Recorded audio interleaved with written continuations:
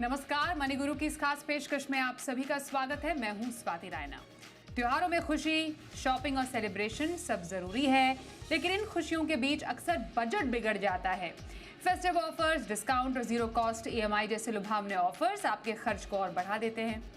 लेकिन सवाल ये कि त्योहार की शॉपिंग को स्मार्ट तरीके से कैसे करें और कैसे बनाएं बचत और खर्च में संतुलन। बताएंगे फेस्टिव ऑफर पर समझदारी से खरीदारी का तरीका। इसी पर बात करने के लिए दो खास एक्सपर्ट्स हमारे साथ हैं। ऑप्टिमा मनी के एमडी पंकज मटपाल और कंप्लीट सर्कल कैपिटल के सीनियर पार्टनर विकास पुरी। पंकज जी और विकास दोनों का बहुत स्वागत करते हैं हम आज के इस खास कार्यक्रम में हमारे साथ शामिल होने के लिए।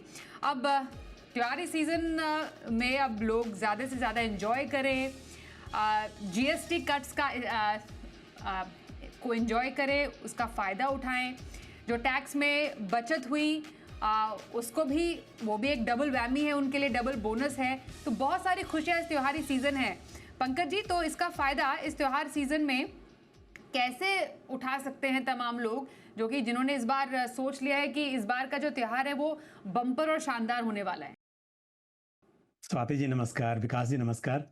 स्वाति जी सही कहा आपने। देखिए इस बार बहुत सारी चीज़ें हुई हैं जिसकी वजह से एक कंज्यूमर के हाथ में या कस्टमर के हाथ में पैसा हो सकता है। क्योंकि हम बात करें यदि टैक्स की, तो इस बार क्योंकि जो टैक्स में नए प्रावधान हुए, जो रेट्स चेंज हुए, जो अब इफेक्टिव हैं इस फाइनेंशियल ईयर में, उसके हिसाब से आपको काफ़ी बचत हो रही है। साथ ही जैसा आपने कहा, जीएसटी के रेट्स रिवाइज हुए, जिसकी वजह से काफ़ी चीज़ें सस्ती हो सकती हैं, होने की उम्मीद है। और कई चीज़ों हम देख रहे हैं, कई चीज़ों पर पहले से दाम कम कर दिए गए हैं। तो यदि पैसा आपके हाथ में बच रहा है और त्योहार में सेलिब्रेट करना है, एंजॉय करना है, आपको गैजेट्स या होम अप्लायंसेस बाय करने हैं, तो आप बिल्कुल करेंगे। लेकिन जैसा त्योहारों में हम नई चीज़ें खरीदते हैं, उसी तरह से कुछ पैसे को आपको अपने भविष्य के जो गोल्स हैं उसके लिए भी बचाना चाहिए। तो पैसा बच रहा है, आप बिल्कुल प्रेजेंट को एंजॉय कीजिए, त्योहारों में खर्च कीजिए पैसे को, लेकिन पूरा पैसा खर्च करने के बजाय आपको थोड़ा पैसा अपने जो भविष्य के गोल्स हैं उनके लिए भी संभाल कर रखना चाहिए। बिल्कुल, तो तभी हम कहते हैं त्योहार पर बजट जरा संभाल के। आपके पास मौके बहुत सारे हैं खर्च करने के, लेकिन क्या आपने वो मौका तलाशा है कि इस त्योहार में आप एक नया निवेश भी शुरू करें? इसी पर हम आगे और खास चर्चा करेंगे, क्योंकि आपने त्योहारी ऑफर्स की बात की। मैं विकास आपसे इस बात को समझना चाहती हूँ। हम देखते हैं कि त्योहार पर ऑफर्स की भरमार होती है। इस बार तो पहले ही शुरू हो गया कर्टसी जीएसटी कट्स, और उसके बाद पहले ही सोचा तमाम कंपनियों ने कि हम सौगात पहले तो सरकार ने सौगात दिवाली से पहले दे दी, नवरात्र से ही। उसके बाद अब तमाम कंपनियों ने सोचा कि हम भी इसका जो बेनिफिट है वो पहले से ही पास ऑन कस्टमर्स को करना शुरू कर दिया। अब देखिए गाड़ियाँ सस्ती होनी शुरू हो गई, धीरे धीरे प्रोडक्ट्स के भी दाम भी अब काफ़ी कंपनियों ने बता दिए कि उस पर कटौती होगी। तो सेलिब्रेशन के बहुत सारे मौके लोगों के पास है, पर ये समझना ज़रूरी है फेस्टिव ऑफर्स में हम ओवरबोर्ड ना हो जाए, ज़रूरत से ज़्यादा खर्च ना करें। क्या उसके लिए करने की ज़रूरत है, और क्या हमेशा हर एक फेस्टिव ऑफर क्या वाकई वही होता है जो वो दिखता है? धन्यवाद स्वाति। नमस्कार पंकज सर। स्वाति बिल्कुल सही आपने ये बहुत इंपॉर्टेंट मुद्दा है आपने उठाया, क्योंकि जनरली जो एक इम्पल्सिव बिहेवियर होता है हम लोगों का, और उसमें क्या होता है कि जैसे दिवाली एक बहुत बड़ा त्योहार है, और उस इम्पल्सिवनेस में कि हमें ये त्योहार बड़े अच्छे से मनाना है, और हम बहुत ही अनाप शनाप खर्चे करने लग जाते हैं, और अपने जो बजट डायरी होती है उसको पूरा डिस्टर्ब कर लेते हैं। और हमारे एक टीचर थे, वो हमें बोला करते थे कि जिसकी जेब में पैसे हैं और जिसके बैंक अकाउंट में पैसे हैं वो अमीर है, अमीर वो नहीं जिसने बहुत ज्यादा खर्चा कर दिया। और जाहिर सी बात है, अगर किसी व्यक्ति ने 8 से 10 लाख रुपए की कार चला रहे हैं और सर पे कोई लोन नहीं है, और कोई व्यक्ति मर्सिडीज भी अगर चला रहे हैं और 50-60 लाख का लोन लिया हुआ है, तो जाहिर सी बात है ज्यादा पीसफुल और हम ये बोलेंगे अमीर वो है जिसके सर पे कोई लोन नहीं है। तो जो त्योहारों का जो सीजन आता है, देखिए स्वाति, हर एक कंपनी अपने अपनी तरीके से लोगों को लुभाने के लिए नए नए ऑफर लेके आएंगे। लेकिन क्या हर ऑफर को लेना हमारे लिए जरूरी है? ये बात कभी भी ऐसा लागू नहीं होती है। बिकॉज हमारी जिंदगी की जो जुड़ी हुई चीजें हैं, जैसे हम दिवाली की अगर हम बात करते हैं, आप एक लिस्ट डाउन कर लीजिए कि दिवाली में हमें गिफ्ट्स खरीदने हैं, हमें कपड़े खरीदने हैं, या हमें मिठाइयाँ खरीदनी है, लाइटिंग करनी है अपने घर की, इलेक्ट्रॉनिक्स का कोई सामान खरीदना है, या ट्रेवल करना है, तो लिस्ट जो है वो खत्म ही नहीं होगी। और उस लिस्ट में मैंने जितनी चीजें बोल भी दी होंगी, उन हर चीजों से जुड़े हुए जो आपके सर्विस प्रोवाइडर हैं, वो तो नई नई स्कीम्स, नई नई ऑफर लेके आएंगे ताकि वो ज्यादा से ज्यादा लोगों को अट्रैक्ट करें। बट हमें कहीं ना कहीं ये देखना है कि अगर तेज हाईवे पे हम चल रहे हैं तो कहाँ हमें अपनी स्पीड कम करनी होगी, कहाँ वो स्पीड ब्रेकर लगाना होगा कि किसी तरह का एक्सीडेंट ना हो। फाइनेंशियल एक्सीडेंट की बात कर रहा हूं यहाँ पे मैं।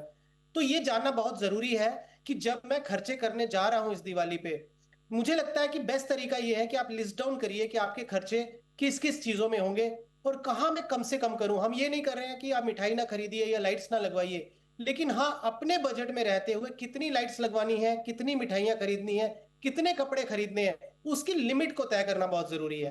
तो ये अगर आपने तय कर लिया, तो मुझे लगता है कि वो दिवाली जो है वो एक दिवालिया वाले सिचुएशन में ना लेके जाए आपको, उससे आप बच जाएंगे। बिल्कुल, तो आपको अपने पे खर्च जो करना है उसको थोड़ा-सा कंट्रोल करने की ज़रूरत है।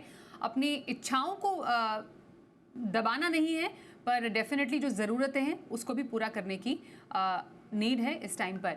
मैं समझना चाहती हूँ आपसे पंकज जी, यहाँ पर सबसे ज़्यादा इम्पोर्टेंट हो जाता है क्रेडिट कार्ड का यूज़ भी। अब क्रेडिट कार्ड हमारे पास एक ऐसा बेहतरीन टूल है जिससे हम ख़रीदारी कर सकते हैं ऑन द स्पॉट, लेकिन आप उसका उसका जो उसकी कीमत बाद में चुका सकते हैं।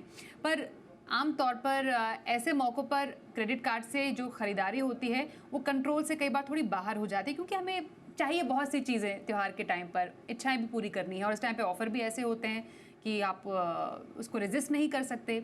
तो एक तो क्रेडिट कार्ड यूज़ पर कंट्रोल कैसे करें, और जैसे रिपोर्ट भी आई कि कितना ज़्यादा क्रेडिट कार्ड का इस्तेमाल बढ़ा है और उसका डिफ़ॉल्ट भी बढ़ा है। तो क्रेडिट कार्ड पर कंट्रोल रखना कितना इंपॉर्टेंट है और ओवर स्पेंडिंग के रिस्क क्या हो सकते हैं क्रेडिट कार्ड के त्योहार पर? बिल्कुल, देखिए स्वाति जी, पहली बात तो ये है कि हर व्यक्ति को एक प्लानिंग करनी चाहिए। हम जानते हैं कि अगर फाइनेंशियल ईयर, हम कैलेंडर ईयर की बात करें तो जनवरी से लेके जून तक कम त्योहार होते हैं।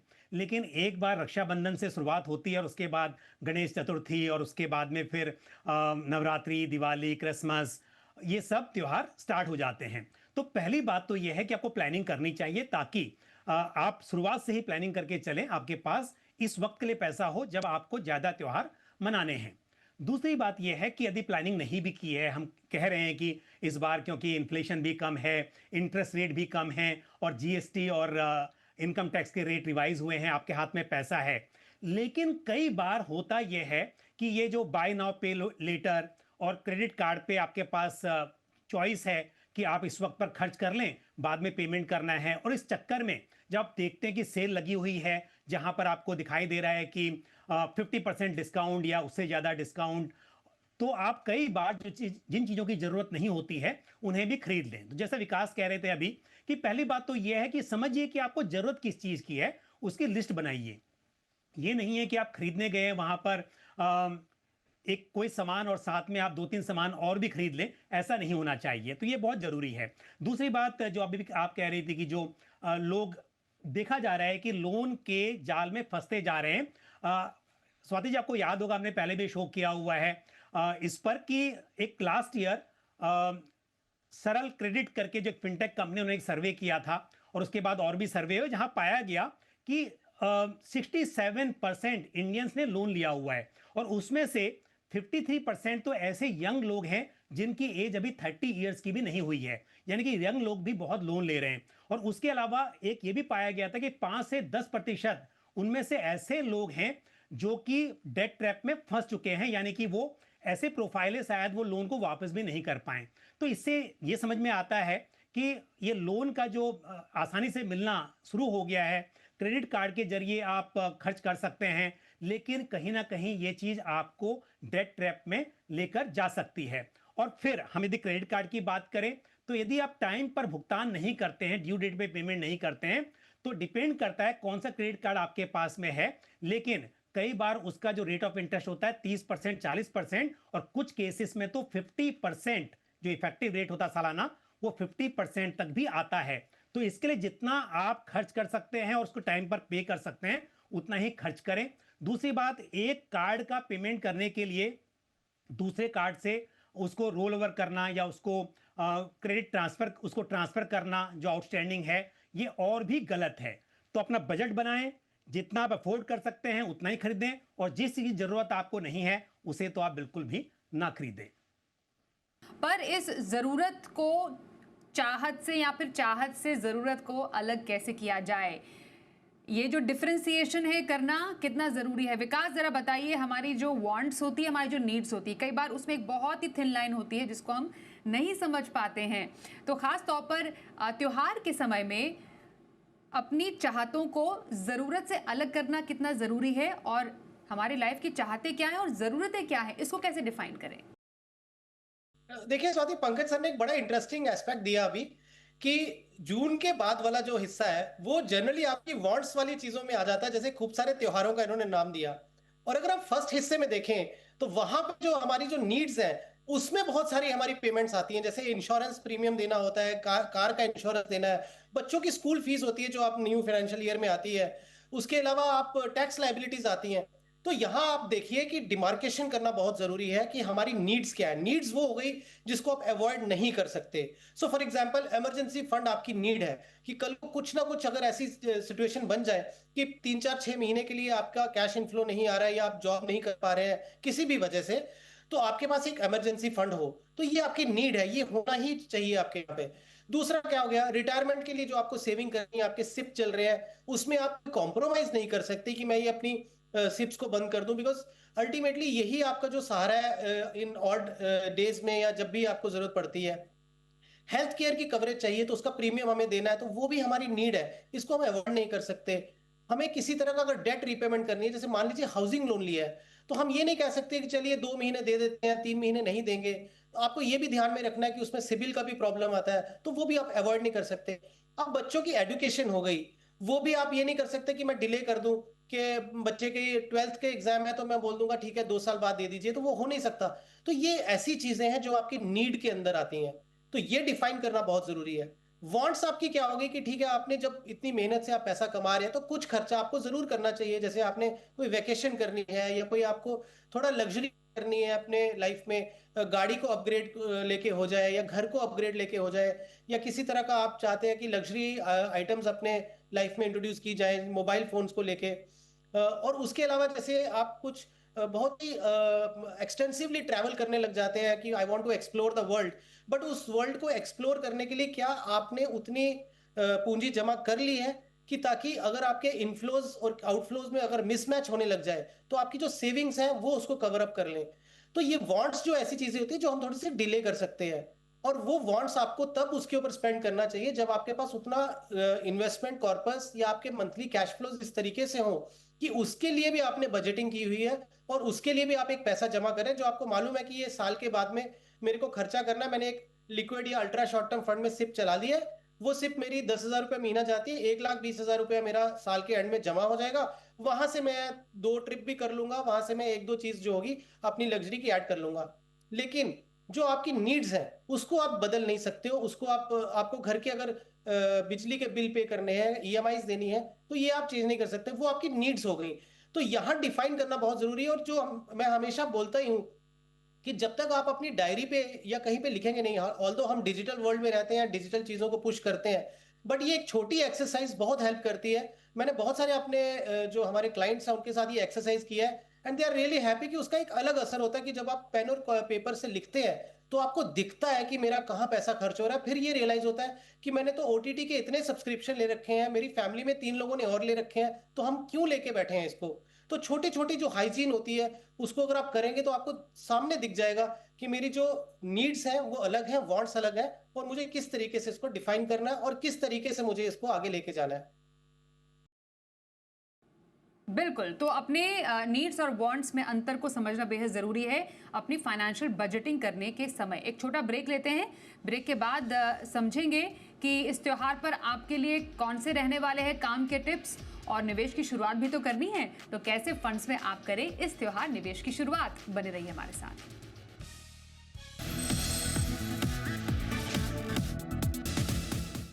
आज हम जान रहे हैं इस त्योहार कैसे बनाएं अपना बजट प्लान। हमारे साथ हैं विकास पुरी और पंकज मटपाल से हम आपके त्योहार की फाइनेंशियल प्लानिंग करा रहे हैं। कितना खर्च करें, कितना बचाएं, कितना निवेश करें, इस पर आज हम ले रहे हैं हमारे दोनों एक्सपर्ट्स की टिप्स। तो पंकज जी, यही आप से अब समझना चाहेंगे, इस त्योहार अब जो काम के टिप्स हैं किसी भी व्यक्ति के लिए जो कि त्योहार को भी एंजॉय करना चाहते हैं और खर्च और बचत और निवेश के बीच में भी बैलेंस बनाना चाहते हैं, तो आपकी तरफ से वो काम के टिप्स क्या रहेंगे? बिल्कुल देखिए स्वाति जी, त्योहार के सीजन में देखा जाता है कि लोग नए चीज़ें, चाहे होम अप्लायंसेस हो, कार हो, या कई बार तो घर भी बुक करते हैं। ये सब चीज़ें की जाती हैं। तो साथ में मैं कहूँगा कि आपको इन्वेस्टमेंट भी करना है। आप एक एसआईपी बुक कीजिए, आप कुछ म्यूचुअल फंड में इन्वेस्ट कीजिए, ये भी आपको करना चाहिए। और जिस तरह से त्योहार में हम देखते हैं कि आप घर का रिनोवेशन कराते हैं, उसी तरह से अपने फाइनेंशियल प्लान को भी रिनोवेट कीजिए, वो भी बहुत ज़रूरी है इस वक्त पर। तो आपने कहा बैलेंस बनाने के लिए। और साथ ही देखिए, अभी नवरात्रि के अवसर पर लोग उपवास रखते हैं, व्रत लेते हैं, और ये कहते हैं कि व्रत टूटना नहीं चाहिए। तो साथ में इससे एक बात और मैं कहूँगा कि आपका जो एसआईपी है, आपका निवेश है, वो भी टूटना नहीं चाहिए। जैसे आप कहते हैं कि व्रत टूटेगा तो मनोकामना पूरी नहीं होगी, तो अगर एसआईपी जो आप कर रहे हैं वो बीच में ब्रेक होगी, तो भी आपका जो गोल है वो अचीव नहीं होगा। तो इसके लिए ये ध्यान रखें, त्योहार की तरह ही आप इन्वेस्टमेंट को भी सेलिब्रेट करें, उसे करें। दूसरी बात जो अभी विकास जी भी कह रहे थे कि गुड लोन, बैड लोन और वांट्स एंड नीड्स, तो एक बात ध्यान रखें कि कोई भी चीज़ खरीदने से पहले ये जरूर देखें, अपने आप से सवाल पूछें कि जो मैं खरीद रहा हूं क्या मैं इसको अफोर्ड कर सकता हूं या नहीं कर सकता। यानी कि चाहे खुद के पैसे से कर रहे हैं या फिर आप लोन भी ले रहे हैं, पर क्या उसको आप टाइम पर रीपे कर पाएंगे, बहुत जरूरी है। और इसकी मुझे जरूरत भी है, या फिर क्योंकि मुझे ऑफर मिल रहा है, थोड़ा सस्ता मिल रहा है तो मैं ले रहा हूं। अगर वो जरूरत नहीं है तो कितना भी सस्ता हो, फिर आपको नहीं लेना चाहिए। साथ में एक बात और भी है, जो भी आप ले रहे हैं, क्या मेरे जो गोल्स हैं उससे अलाइन है कि नहीं है, इस बात को भी समझना जरूरी है। मैंने प्लान किया हुआ है, मुझे कार लेनी है, ठीक है, थोड़ी सस्ती मिल रही है, पैसा है, अभी ले लेते हैं, पर लेनी ही नहीं है अगर मुझे अभी, तो फिर बिल्कुल भी आपको नहीं लेनी चाहिए।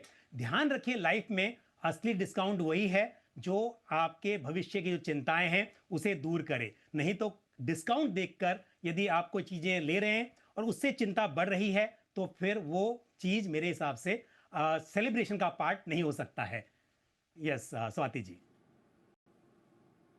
बिल्कुल सर। और विकास, ये एक ऐसा टाइम होता है जब हमारे पास थोड़ा एक्स्ट्रा पैसा भी आता है, हम बोनस की बात कर रहे हैं और लोग पहले से ही प्लानिंग करके रखते हैं कि जब बोनस आएगा तो यहाँ पर खरीदारी करनी है, ये पैसा यहाँ लगाना है, थोड़ा पैसा इन्वेस्ट करना है। तो ये जो इस टाइम का जो एक एक्स्ट्रा खुशी है, उसका सही इस्तेमाल कैसे किया जाए? सिर्फ खर्च ही नहीं करना है, क्या थोड़ा निवेश किया जाए? निवेश किया जाए तो कैसे किया जाए फाइनेंशियल प्लानिंग में? और इसके अलावा काम के टिप्स इस टाइम में त्योहार के क्या रहेंगे आपकी तरफ से? जी स्वाति, बिल्कुल जो पंकज सर ने बोला उसी को आगे एक्सटेंड करूंगा कि अपने बोनस को या कैश फ्लोज जो आपके हैं उसमें 3 हिस्सों में डिवाइड करिए। एक हिस्सा डिवाइड करिए कि मुझे इसको खर्च करना है, चाहे वो मिठाइयाँ, कपड़े या जो भी दिवाली से जुड़ी हुई चीजें हैं, एक हिस्सा मेरा उसमें जाएगा। एक हिस्सा मेरा जो है वो मेरे निवेश में जाएगा, जैसे पंकज सर ने बोला। और तीसरा हिस्सा वो है कि यदि मैं कहीं पे बहुत ज्यादा डेट रिडन हो चुका हूँ, मेरे क्रेडिट कार्ड्स के बहुत ज्यादा बिल अभी भी ड्यू हैं, या मैंने कोई पर्सनल लोन लिया या कुछ इस तरीके के लोन है जो बहुत हाई डेट मैं पे कर रहा हूँ, वो आप रीपे करिए।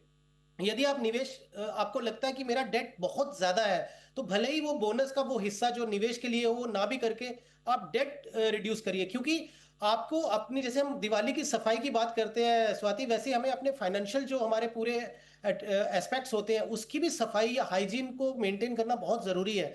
क्योंकि ऐसा नहीं हो सकता कि अगर मान लीजिए वो क्रेडिट कार्ड की जब आपने ये बात की अभी, 42% 48% तक का जो है वो इंटरेस्ट लगता है क्रेडिट कार्ड्स पे।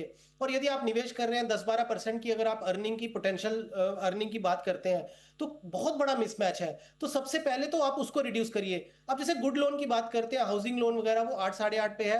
अगर आपकी जो सेविंग्स है आपको 12-13% पे अर्न करके दे रही है, it is a very healthy combination. But other way round है तो आपको वो करना चाहिए। तो 3 चीजें जैसे मैंने बोला कि अपने एक्सपेंसेस के लिए थोड़ा पैसा निकाल दीजिए, थोड़ा सा आप अपने निवेश के लिए, या आपकी कोई हेल्थ इंश्योरेंस आप अपग्रेड करना चाहते हैं या टर्म लोन अपग्रेड करना चाहते हैं वो कर लीजिए। और तीसरा, अपने डेट को रिड्यूस करिए। तो ये 3 एस्पेक्ट्स पे काम करेंगे तो आई थिंक एक अच्छी दिवाली मनाई जाएगी। ओके, तो ये रहे आपके लिए इस त्योहार पर काम के टिप्स विकासपुरी की तरफ से। अब निवेश की शुरुआत करनी है तो कैसे फंड्स में आप इन्वेस्टमेंट करें, एसआईपी की शुरुआत करें, या फिर ऑलरेडी आपके पास ऐसे फंड्स हो सकते हैं तो थोड़ा सा और इस त्योहार उन फंड्स में ऐड करें। तो पंकज जी, शुरुआत आपसे करते हैं। आपके पसंदीदा फंड्स कौन से रहेंगे सर, और आपने फंड्स चूज क्यों किए? बिल्कुल, देखिए वैसे तो डिपेंड करता है कि आपका क्या गोल है, रिस्क एपेटाइट कैसा है, कितने समय के लिए निवेश करना चाहते हैं, उस हिसाब से अलग-अलग कैटेगरीज़ के फंड्स होते हैं जिनमें आप निवेश कर सकते हैं। लेकिन इन जनरल बात करें, यदि आपको वेल्थ क्रिएट करनी है, एक डाइवर्सिफाइड पोर्टफोलियो बनाना है, तो फिर मैं कुछ फंड्स यहाँ बताऊँगा जो कि डाइवर्सिफाइड फंड्स हैं, जो कि अलग सेक्टर्स में इन्वेस्ट करते हैं और हिस्टोरिकली उनकी परफॉर्मेंस अच्छी रही है। उनको जो मैनेज कर रहे हैं फंड मैनेजर्स, उनका भी एक्सपीरियंस काफ़ी लंबा है। तो उन बातों के आधार पर कुछ फंड्स मैंने यहाँ पर सिलेक्ट किए हैं, जैसे कि ICICI Prudential large and mid cap fund, HDFC flexi cap fund, Nippon India multi cap fund, Motilal Oswal mid cap fund और White Oak capital multi asset allocation fund. तो ये कुछ फंड्स हैं। अगेन हम जानते हैं कि पास्ट परफॉर्मेंस से इस बात की गारंटी नहीं मिलती है, या इंडिकेशन नहीं मिलता है कि फ्यूचर में भी ऐसे रिटर्न मिल पाएंगे। लेकिन जब फंड सेलेक्ट किए जाते हैं इन जनरल, तो आप कुछ बातों का ध्यान रखते हैं कि पास्ट में कैसा हुआ और फ्यूचर में भी जिस तरह के पोर्टफोलियोज हैं उससे क्या उम्मीद की जा सकती है। तो ये एक इसका आधार है कि मैंने फंड्स आपको यहाँ पर सजेस्ट किए हैं। बिल्कुल, तो एक वेल डाइवर्सिफाइड पोर्टफोलियो के लिए यह है पंकज मटपाल के पसंदीदा फंड्स। और विकास, आपके लिए इस त्योहार में निवेश की शुरुआत के पसंदीदा फंड्स कौन से रहेंगे? जी स्वाति, अगेन जैसा सर बोल रहे थे कि कोई गारंटी नहीं होती कि जो पास्ट परफॉर्मेंस है वही आगे रेप्लिकेट होगी। बट मुझे लगता है कि जिस तरीके से गवर्नमेंट की ये पॉलिसीज आई हैं अभी, टैक्स को लेके जो 12 लाख तक का किया है, जीएसटी को जो उन्होंने किया, तो गवर्नमेंट बहुत ज्यादा डोमेस्टिक पुश की तरफ ध्यान देना चाहती है, कंजम्पशन को बूस्ट करना चाहती है।